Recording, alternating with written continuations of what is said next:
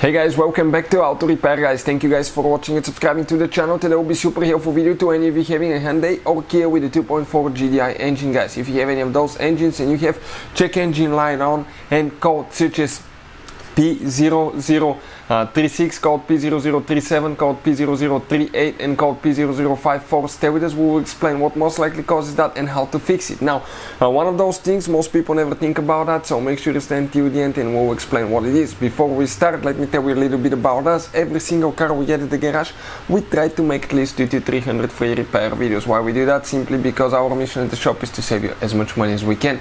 All we need guys in return, please subscribe to the channel, like the video, that way we can keep providing this free information to you. Now, something else, if you guys need to buy any parts and tools for a really good price and quick shipping as well, check out the link in the description of the video below and you can see where we get all our tools and supplies from. So with that being said, let's explain what we have specifically here. This is guys the engine 2.4 Gdi. Now when you open the engine, the hood, you will face the engine that way.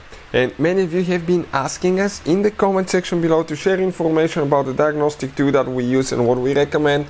That's the tool. I'll put the link in the description of the video below if you want to check the current price and features, but it works on almost any car you can think of, and it's an all system scanner that can pay itself off in one-time use. Hyundai Kia is right here. So let's talk about these codes now. Okay, what can cause this stuff? When you open the hood, you face the engine. That's where the intake manifold is located. That's where the car gets its air and fuel from. Now, if you come on the back side of the engine, you will have the exhaust manifold. Okay, that's where the exhaust gas comes out of the engine. So you have the exhaust manifold, then you have flex pipe, catalytic converter.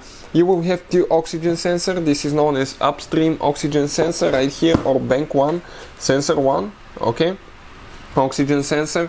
And the purpose of that sensor is to detect, guys, how much air and fuel you still have in the system. So it's going to figure out if you have lean or rich fuel mixture. It will send that information to the engine computer right here. The engine computer will do its magic. It will adjust timing, it will adjust ignition, fuel, all that stuff. So actually you can have a nice balanced mixture that will produce a very efficient engine. You have efficient engine that will not pollute, and it will be really good on gas and powerful as well.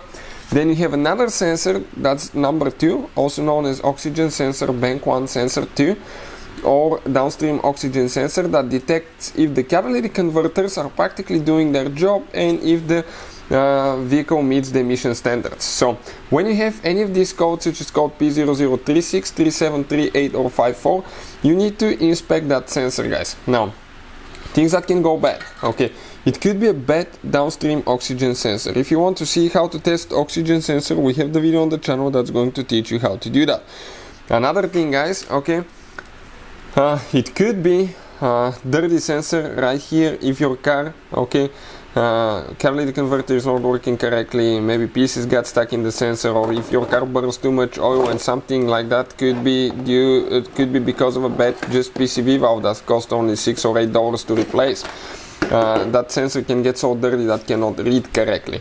Number 2, I recommend to inspect the wiring harness to make sure that it didn't come out of the two metal clips that hold the wire in place, the cable in place, because if it does, it will touch the exhaust and it will melt. For instance, ours right here, okay, I want to show you, this one melted, guys, okay, because it came loose. So you need to make sure the wiring harness is not loose and it didn't melt. Number 3, inspect the connector.